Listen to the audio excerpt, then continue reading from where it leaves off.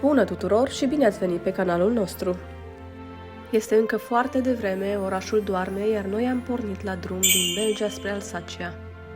Dimineața de vreme, autostrăzile sunt aproape goale, iar peisajele se schimbă treptat. Câmpurile acoperite de ceață și cerul care trece de la albastru închis la nuanțe calde creează un cadru perfect.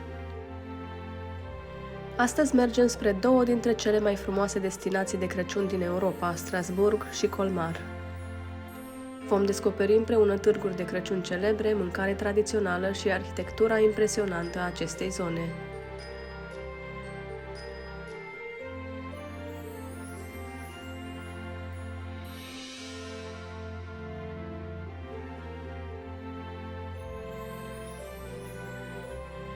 Aici se îmbină cultura franceză cu cea germană, iar acest lucru se simte în arhitectură, limbă, mâncare și tradiții.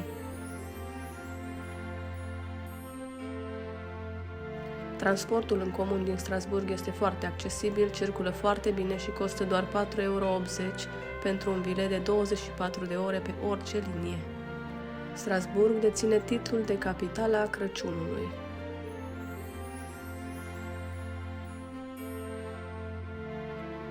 Primul târg în care am intrat a fost cel de lângă Templul Nou, o biserică luterană. În germană se numește Noua Biserică pentru că a fost construit pe o veche biserică dominicană care a fost distrusă în timpul asediului din 1870.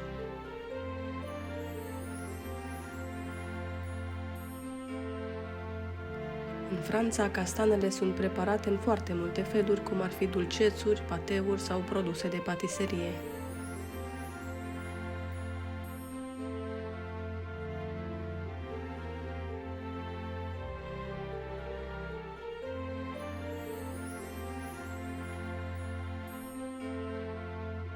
Turtă dulce în diferite forme sau chec cu scorțișoară și miere.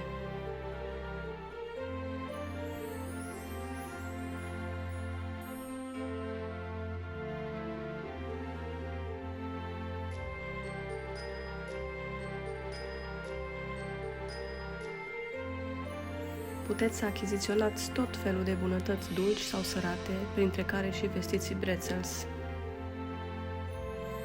Sunt tot felul de lucruri făcute manual, fie din lemn, fie din argint sau sticlă.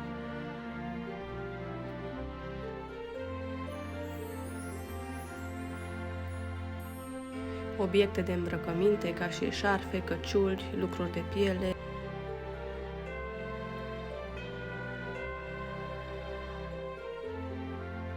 Produse cosmetice și săpun din lapte de măgar.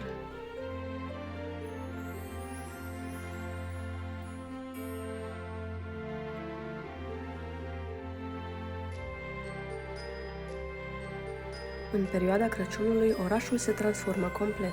Lumini peste tot, brazi imensi, miros de turtă dulce cu scorțișoară și varză murată cu cârnăciori îți încântă și privirile și simțurile.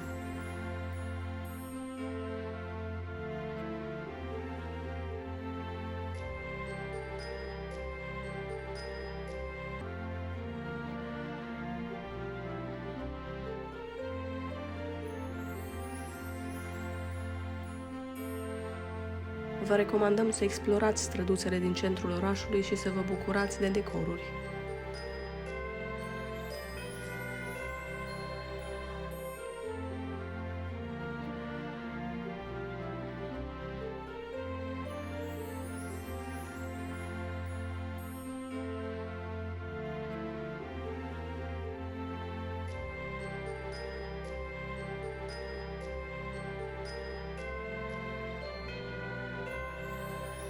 Ne-am continuat plimbarea și am vizitat și târgul din Place de la Cathédrale.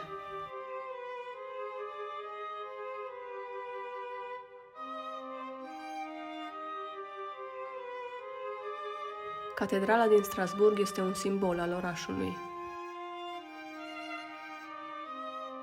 Fațada sa gotică este extrem de detaliată, iar turla sa domină întregul oraș, având o înălțime de 142 de metri. Construcția catedralei a început în anul 1015, dar a fost finalizată abia în 1439.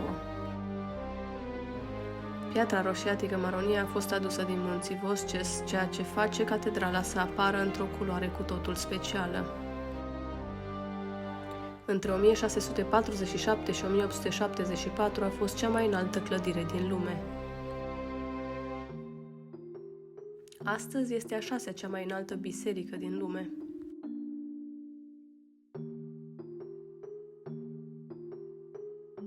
Pe vreme bună este vizibilă chiar și de pe munții Pădurea Neagră din Germania.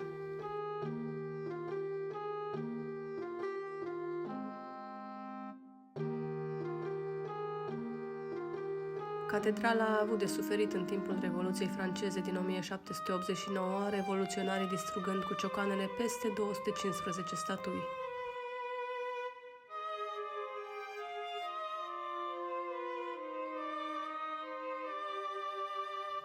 La Muzeul de Artă Notre-Dame din Strasbourg puteți vedea sculpturi sau vitralii care au făcut parte din construcția originală a catedralei.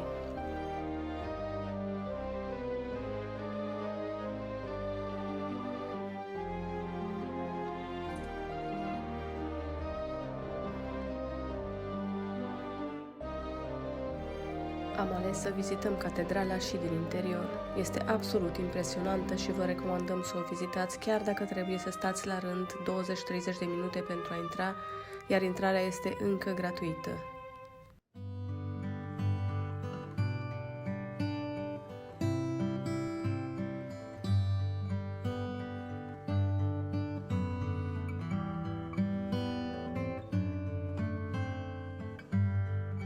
Tot aici am putut vedea și o expoziție a scenelor nașterii Domnului.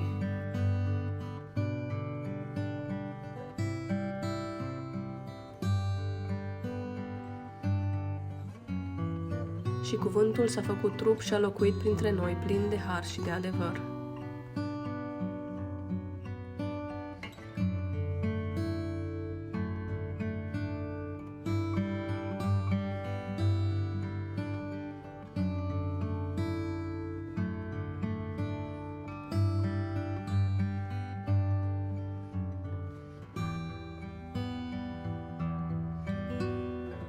Vitraliile din partea de sud descriu judecata finală, iar cele din nord ilustrează episoade din Cartea Genezei.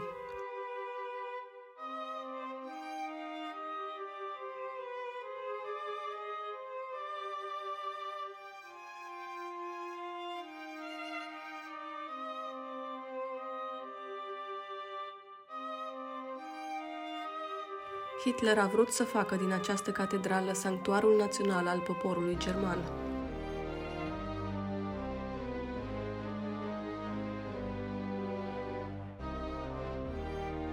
În timpul războiului mondial, mare parte dintre vitraliile catedralei au fost demontate și depozitate în mina de sare din Heilbronn, Germania, care servea drept depozit nazist.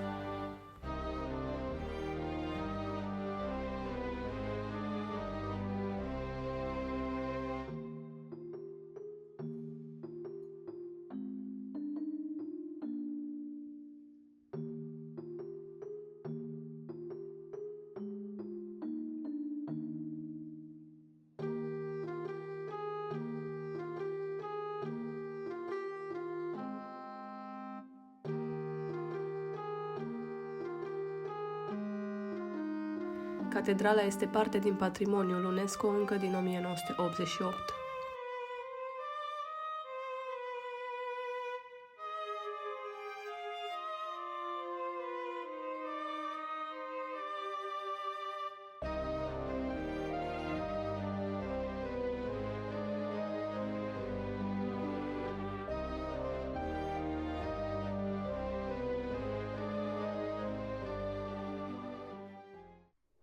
De ce este faimos acest târg? Pentru că păstrează cel mai bine spiritul autentic al Crăciunului așa cum era în anii 1500. Este unul dintre cele mai vechi târguri de Crăciun din lume, organizat pentru prima dată în anul 1570. Este un simbol al tradiției alsaciene. Inițial, târgul era organizat pentru a înlocui piețele păgâne de iarnă. Anual este vizitat de 2 milioane de turiști. Este poate cel mai spectaculos târg din punct de vedere vizual.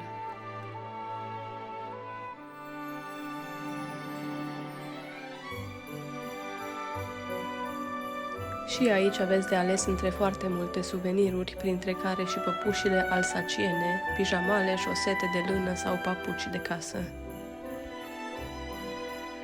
Sau globuri de sticlă pictate manual.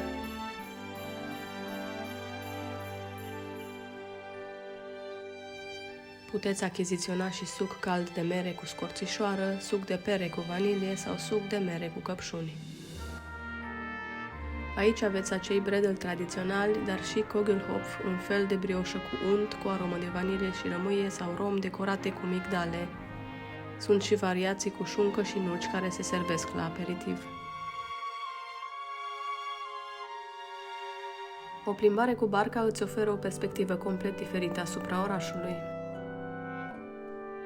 Canalele, clădirile istorice și liniștea apei creează un contrast frumos cu agitația târgurilor.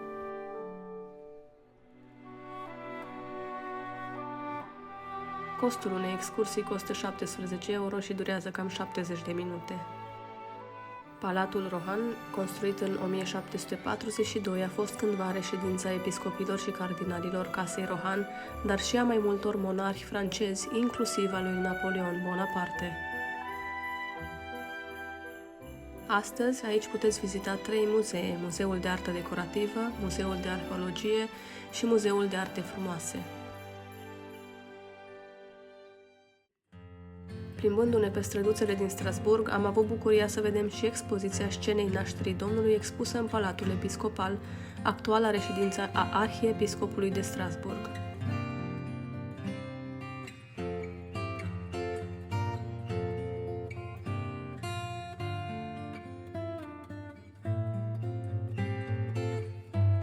Această expoziție are loc anual și prezintă scena nașterii Domnului așa cum este văzută în diferite țări din lume.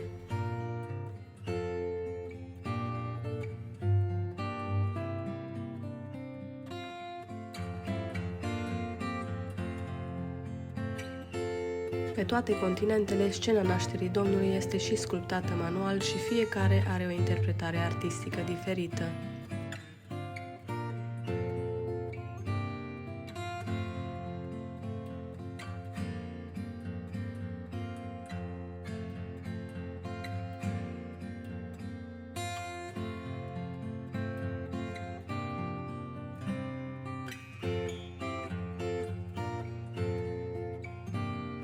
De la Peru la Etiopia, de la Mexic până în China, oamenii sărbătoresc nașterea lui Hristos.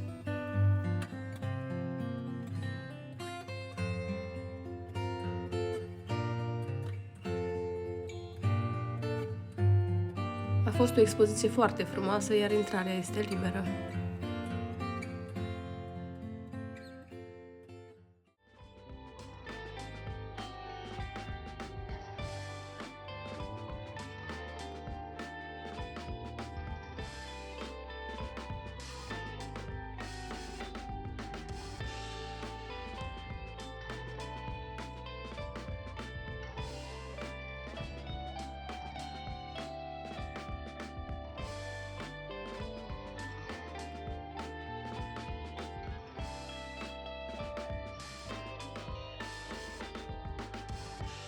Alsacia este renumită pentru gastronomia sa bogată. Printre preparatele tradiționale care se pot achiziționa la aceste târguri se numără și flammkuchen, o lipie subțire cu smântână, ceapă și bacon, sunt și variații cu cașcaval sau ciuperci, sau în loc de lipie este o jumătate de baghetă. Șucrut este varză murată cu diferite tipuri de carne și cârnați. Bredel, biscuiți de Crăciun, fiecare familie având propria rețetă. Tot tradițional locului sunt pretzels, turta dulce, checul cu miere și scorțișoară și clătitele.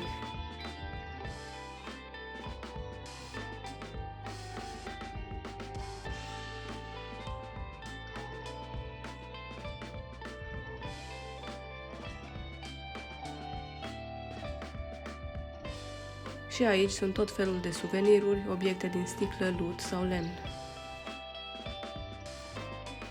Bijuterii artizanale, cadouri și suveniruri.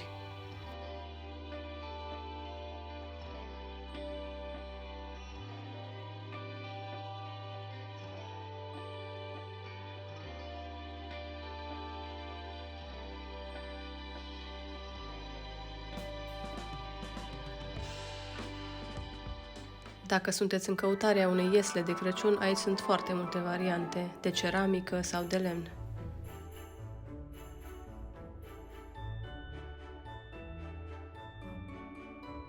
Un meșter iscusit în prelucrarea lemnului face manual aceste frumoase reprezentări ale nașterii Domnului.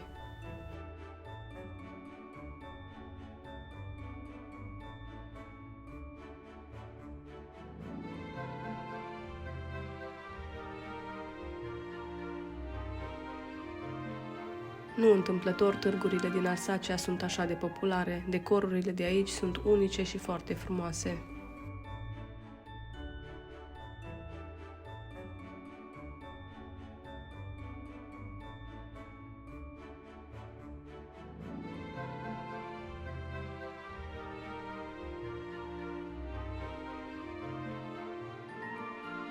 Am revenit să vedem târgul din Plas Kleber și seara este foarte multă lume. Acesta este un târg de Crăciun popular pentru bradul gigantic și colindele care se ascultă aici.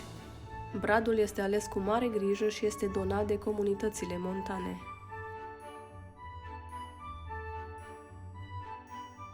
Bradul uriaș, având 70-80 de ani, cu o înălțime de aproximativ 30 de metri, este decorat diferit în fiecare an, având o temă clară.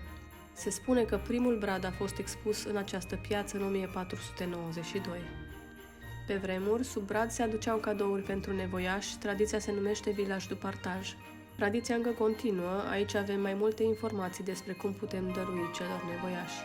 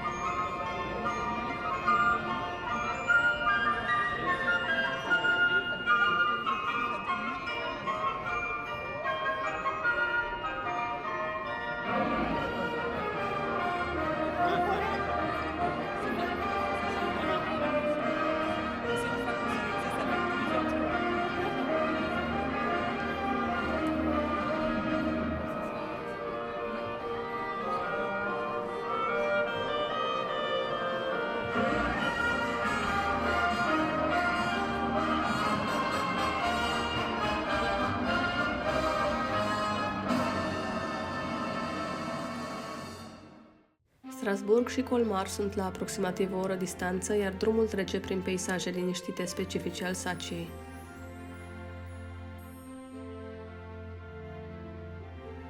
Dacă puteți, vă recomandăm să vizitați aceste orașe într-o zi din săptămână și nu în weekend, pentru că este foarte mult trafic și sunt foarte mulți oameni.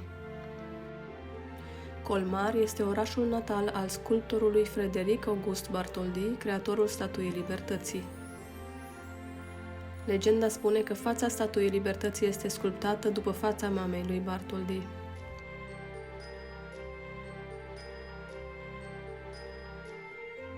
La aniversarea de 100 de ani de la moartea sculptorului a fost făcută o copie de 12 metri a statuii Libertății și este amplasată în Colmar. Statuia originală din New York are 93 de metri.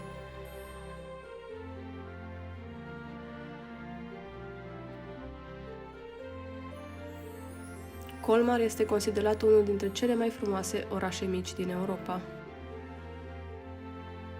Plimbându-ne prin Colmar, am remarcat ca și în Strasburg casele cu grinzi de lemn decorate cu ghirlande și brazi.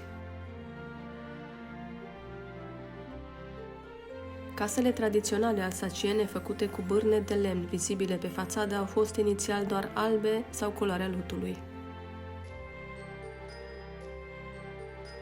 Ulterior au fost folosite culori pentru a identifica profesiile proprietarilor. Asta era înainte ca să existe nume de străzi.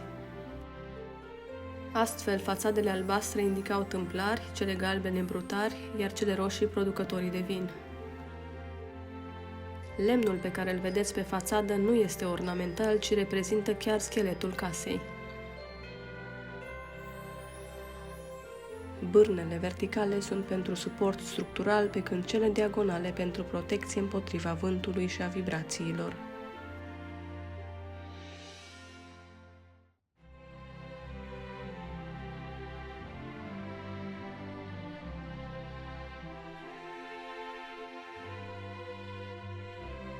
Statuia generalului Rapp a fost sculptată tot de Bartholdi.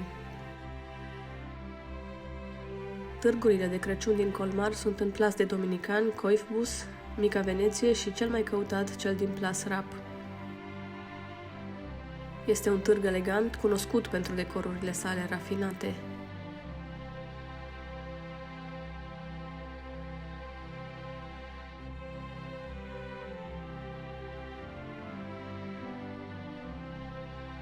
Este perfect pentru familie, având foarte multe activități pentru copii.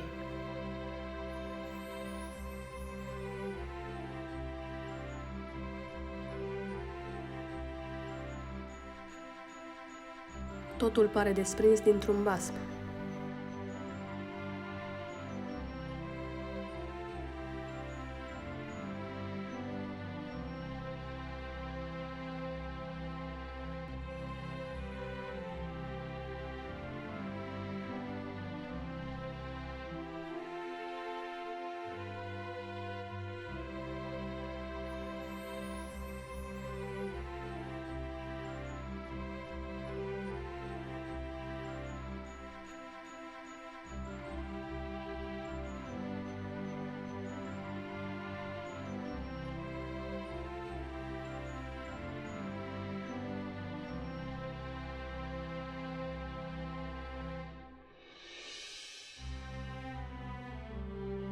Berzele sunt un simbol al întregii regiuni alsace, deci le veți întâlni inclusiv în Strasburg și Colmar.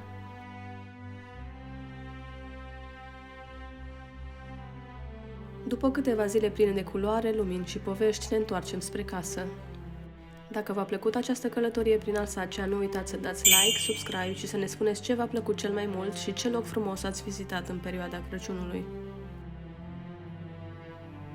Noi vă mulțumim pentru abonare, pentru susținere și pentru că ne-ați însoțit în călătoriile noastre de până acum.